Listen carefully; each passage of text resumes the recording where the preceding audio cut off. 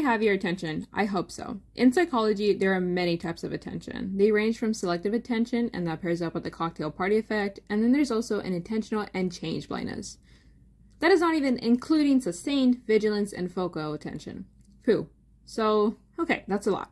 There are a lot of types, but they're all rather interesting to learn about, and in this video, I'm going to be going over some of my favorites. First up, selective attention, otherwise known as the focusing of conscious awareness on a particular stimulus. Sounds complicated, but I swear it's really not. Let me begin by simplifying this. Imagine, for example, you're at a party, and it's filled with tons of people. I'm talking tons of people in a single room. It's loud, everyone's talking, and despite how loud it is, you are still able to focus your attention and hear your best friend. You can still hear their voice amongst all the others. Why? Because you are consciously focusing on the conversation with your friend. The example that I have just pulled out is also described as the cocktail party effect. And besides that amazing name, it's also extremely relevant in applied psychology. Personally, for me, I always remember selective attention when I'm in class. It could be loud, even with the teacher talking, and I could still hear what my friends are saying. That's the thing with psychology. Once you know a theory, you'll always know it. Moving on to inattentional blindness, which is probably my favorite. It has the best studies on that, and by that, I mean they're really fun to look at. But I'm getting too ahead of myself. What is inattentional blindness? It is the failure to see visible objects when our attention is directed elsewhere.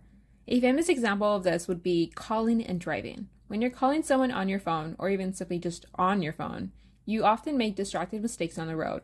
Moving on from examples, studies. There are two that are just simply amazing. The invisible gorilla test and the clown on a unicycle. And just take a moment to take that in. I mean, how cool does that sound? I love these names. Who doesn't want to learn more about it? So, the invisible gorilla test was a study done by cognitive psychologists Daniel Simmons and Christopher Chabris. The experiment was done because the researchers wanted to study human perception and our attention. So, what did they do? Gathering a group of volunteers, the researchers tasked them to play basketball. And they did. They played basketball with such intensity that the participants completely ignored the big, hairy gorilla walking across the court. I strongly recommend watching a clip of it. Pure comedy. It's something straight out of a sketch from a comedy show. Anyways, they completely ignored the gorilla. Why? Psychology has the answer. Because rather than focusing on every detail around us, which is simply impossible, our brain does shortcuts. This means our brain just concentrates on things that are deemed more important, relying on existing schemas, or concepts about things, to essentially fill in the blanks. And because gorillas walking across the basketball court isn't what you think of when you think of basketball, that detail goes unnoticed.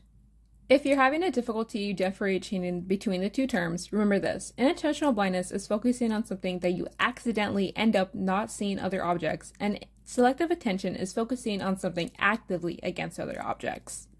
Now, on to the second study for inattentional blindness, the clown on a unicycle. Amazing name, by the way. Done by researcher Dr. Hyman, this study aimed to study attention and how phones distract us. So what did they do?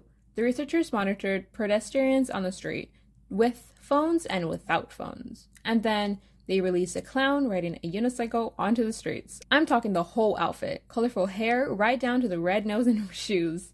Anyone should have noticed something that eye-attractive, right? Well, at the end of the experiment, the people on their phones barely even noticed the clown in a unicycle. While those not on their phones were able to pick up the fact that a clown had just cycled past them. Amazing stuff, really. Now you know why I love inattentional blindness. Stuff like this is just so crazy and it's such a cool concept. Psychology is just amazing.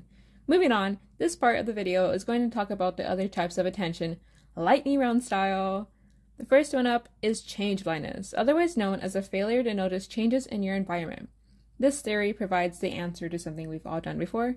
Remember those spot the differences we'd all do in coloring books or when we were just bored? Yeah, thank change blindness for that. This type of attention, interestingly enough, actually relies on working memory.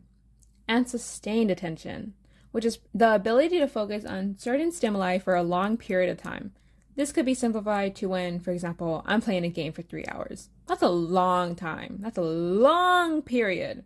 Or even the lack of sustained attention, for when you can't seem to focus in your English class or why you get distracted when you try to study. You don't have sustained attention in those moments. Obvious, I know, but it's cool to attach a term to something we've all faced. Vigilance attention is kind of the same thing as sustained. Vigilance attention is when your mind has to actively look for the appearance of a specific stimuli. To simplify the answer I just gave, in vigilance attention, a person would have to watch for certain stimuli for who knows long with extreme attention. Think of, like, for example, people who are in charge of air control or lifeguarding. I actually think in this case, the term really describes what it's about. This one is pretty straightforward. And then lastly, focal attention, which is the active concentration on particular stimuli to the exclusion of others. A great example of this would be meditating. Now, it's important to note this term is different from selective attention. Focal, or focused, is the ability to focus on specific stimuli, while selective attention is the ability to avoid distracting stimuli. So, in conclusion, there are many other types of attention in psychology that I didn't get to include. If the stuff in this video sounds interesting, check it out, and also check out my other videos about psychology. See you!